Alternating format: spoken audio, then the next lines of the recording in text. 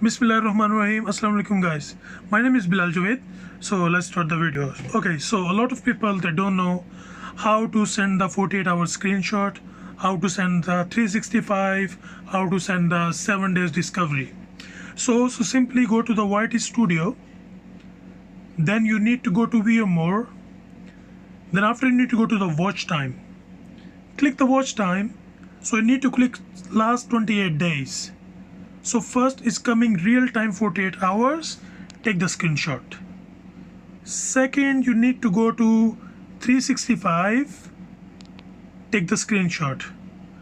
Third, you need to go to the back, then after you need to go to the discovery. So discovery, you need to go to the at the end. Top playlist playing your content at the last. You need to click this. Then after you need to go to last 28 days. So click this one and scroll down. Then after you need to go to last 7 days.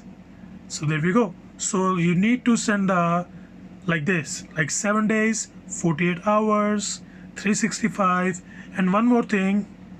Because if you post in Discord history or something else, you need to go to view more. This is real time views of 48 hours. So this is 48 hours. Thank you.